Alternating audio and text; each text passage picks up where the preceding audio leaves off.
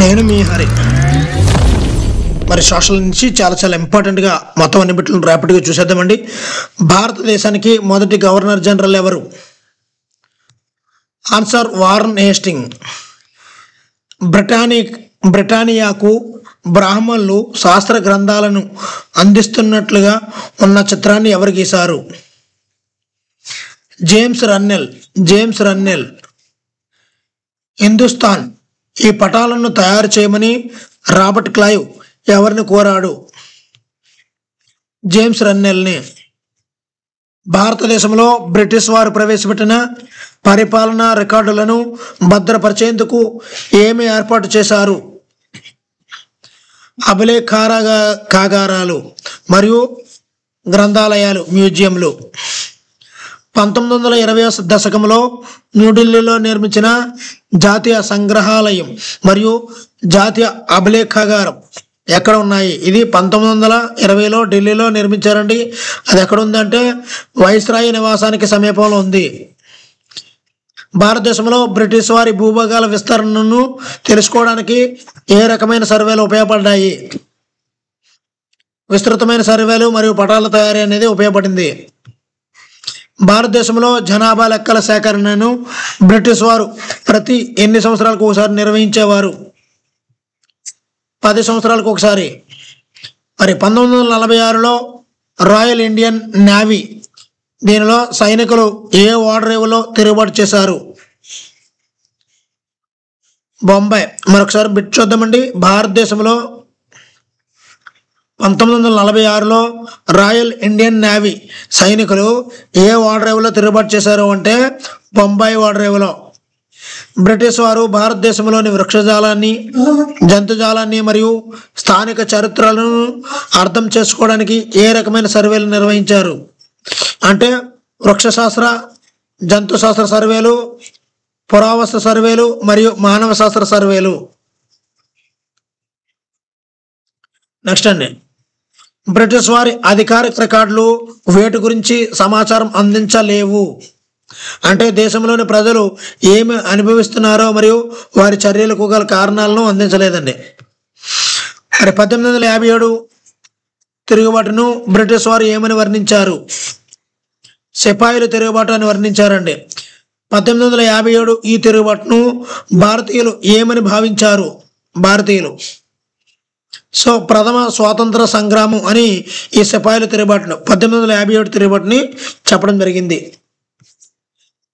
తూర్పు దేశాలతో వాణిజ్యం చేసే గుత్తాధిపత్యాన్ని ఇంగ్లాండ్ రాణి ఎలిజబెత్ I ఈస్ట్ ఇండియా కంపెనీకి ఏ సంవత్సరంలో ఇచ్చింది? 1600 సంవత్సరంలో. భారతదేశానికి సముద్ర మార్గాన్ని కనుగొన్న పోర్చుగీస్ నాయకుడు ఎవరు? Vasco D gamma. నెక్స్ట్ చూద్దామండి. మరి వాస్కో డి గామా భారతదేశానికి సముద్ర మార్గాన్ని ఏ సంవత్సరంలో కనుగొని కాల్కట్కు చేరుకున్నాడు? 1498వ సంవత్సరంలో. భారతదేశంలో బ్రిటిష్ వారి కన్నా ముందుగా వచ్చిన యూరోపియన్ వర్తకులు ఎవరు? పోర్చుగీస్ వారు. మొట్టమొదటి ఇంగ్లీష్ ఫ్యాక్టరీని హుగ్లీ నది ఒడ్డున ఏ సంవత్సరంలో స్థాపించారు? 1651లో. ఈస్ట్ ఇండియా కంపెనీ వ్యాపారులను ఆ కాలంలో ఏమని పిలిచేవారు? ఫ్యాక్టర్స్ అని పిలుస్తారండి, ఫ్యాక్టర్స్. మరి సుంకాలు చెల్లించకుండా వ్యాపారం చేసుకోవడానికి మొఘల్ చక్రవర్తి ఔరంగజేబు కంపెనీకి జారీ చేసిన ఆదేశం పేరు ఏమిటి? ఫర్మానా అంటామండి. మరి ఔరంగజేబు మరణానంతరం బెంగాల్ నవాబుగా ఎవరు అధికారంలోకి వచ్చారు? ఎవరి తర్వాత? ఔరంగజేబు మరణం తర్వాత అండి. సిరాజుద్దౌలా. మరి ప్లాసీ యుద్ధం ఏ సంవత్సరంలో జరిగింది? 1757 సంవత్సరం. ప్లాసీ యుద్ధంలో సిరాజుద్దౌలా ఓటమికి ప్రధాన కారణం ఎవరు? అతని సేనాధిపతుల్లో ఒకడైనటువంటి మీర్ జాఫర్. ప్లాసీ యుద్ధం తర్వాత బ్రిటిష్ వారు ఎవరిని బెంగాల్ నవాబుగా చేశారు? మీర్ జాఫర్ను తొలగించి బ్రిటిష్ వారు ఎవరిని నవాబుగా నియమించారు?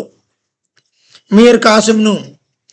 బక్సార్ యుద్ధం తర్వాత బ్రిటిష్ వారు మళ్ళీ ఎవరిని నవాబుగా నియమించారు? బక్సార్ యుద్ధం తర్వాత మీర్ జాఫర్ను. మొఘల్ చక్రవర్తి ఈస్ట్ ఇండియా కంపెనీకి బెంగాల్ రాష్ట్ర దివానీ హక్కులను ఏ సంవత్సరంలో మంజూరు చేశారు? మొఘల్ చక్రవర్తి ఈస్ట్ ఇండియా కంపెనీకి బెంగాల్ రాష్ట్ర దివానీ హక్కులను ఏ సంవత్సరంలో మంజూరు చేశాడు? 1765లో దివానీ అధికారం.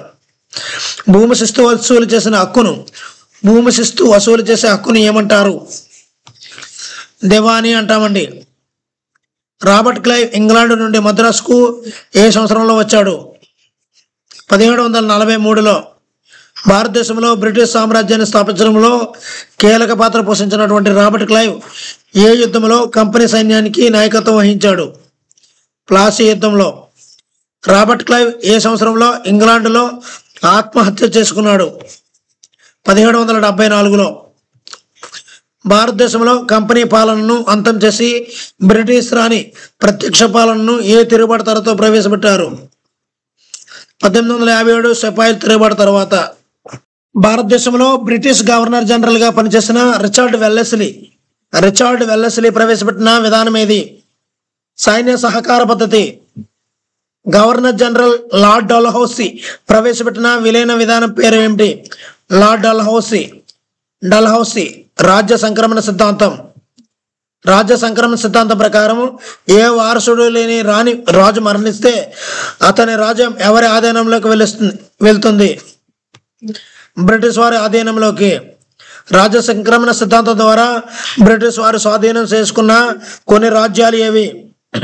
సతారా, సంబల్పూర్, ఉదయపూర్, నాగపూర్, ఝాన్సీ. బ్రిటిష్ వారు అవధ్ రాజ్యాన్ని ఏ కారణం చూపి 1856లో స్వాధీనం చేసుకున్నారు?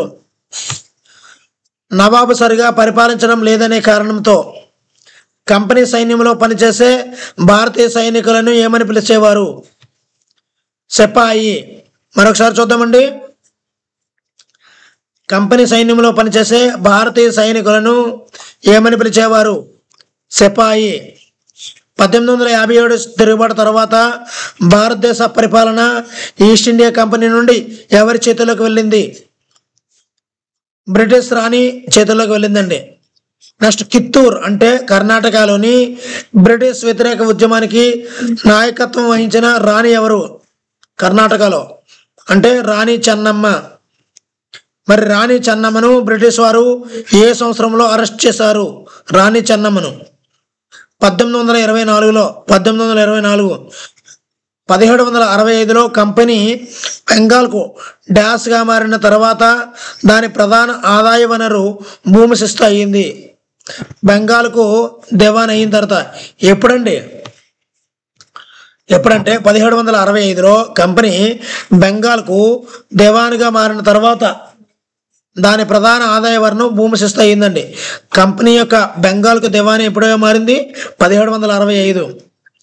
మరి 1770లో బెంగాల్లో సంభవించినటువంటి తీవ్రమైన కరువు వల్ల ఎంతమంది ప్రజలు మరణించారు? ఇక్కడ బెంగాల్ కరువు ఎప్పుడు వచ్చింది? 1770. ఎంతమంది మరణించారు అంటే దాదాపు 10 మిలియన్ల మంది. 1 మిలియన్ అంటే 10 లక్షలు, ఇక్కడ 100 లక్షలు, 1 కోటి అని మనం చెప్పుకోవచ్చండి. ఇది రాష్ట్ర జనాభాలో 1/3 ఉండేది.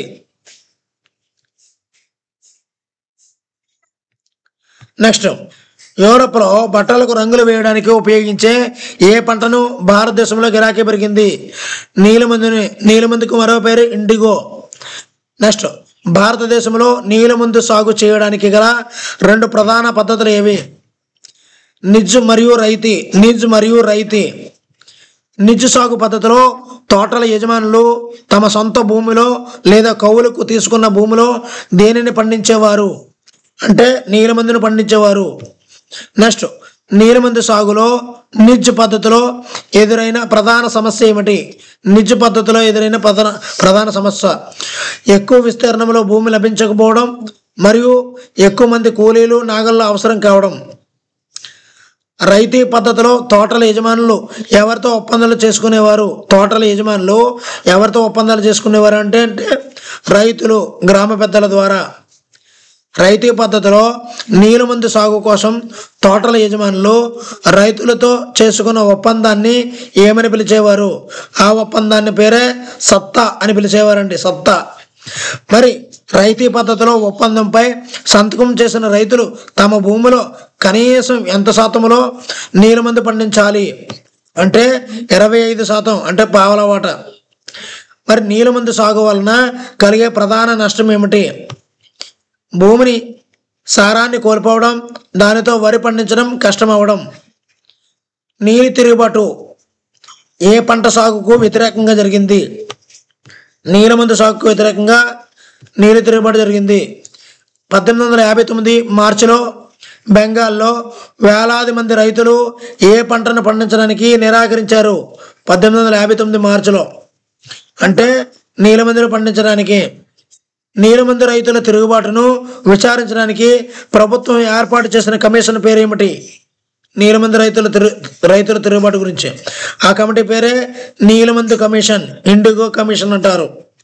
ఈ నీలమందు కమిషన్ తన నివేదికలో ఎవరిని దోషులుగా పేర్కొంది అంటే తోటల యజమానులను దోషులుగా పేర్కొంది. మరి నీలమందు కమిషన్ నివేదిక తర్వాత రైతులు తమకు నచ్చిన పంటను పండించుకోవచ్చని ఎవరు ప్రకటించారు అంటే విక్టోరియా మహారాణి. నెక్స్ట్, టిప్పు సుల్తాన్ ఏ ప్రాంతానికి పాలకుడు? టిప్పు సుల్తాన్ మైసూర్ పాలకుడు. టిప్పు సుల్తాన్ను మైసూర్ పులి అని ఎందుకు పిలుస్తారు అంటే అతను ఒకసారి పులితో పోరాడి దానిని చంపాడని ప్రతీతి. టిప్పు సుల్తాన్ జెండాపై ఏ జంతువు చిత్రం ఉండేది? పులి. టిప్పు సుల్తాన్ ఏ సంవత్సరంలో శ్రీరంగపట్నం యుద్ధంలో మరణించాడు? శ్రీరంగపట్నం యుద్ధంలో మరణించాడు అంటే 1799. 1799. మూడవ ఆంగ్ల మరాఠా యుద్ధం తర్వాత మరాఠా పాలకుడైనటువంటి పేష్వాను ఎక్కడికి పంపించారు అంటే కాన్పూర్ సమీపంలో బీటూర్కు. Thank you for watching. మీ హరి. మరి వీడియోని అయితే తప్పనిసరిగా లైక్ చేయండి. Thank you for watching.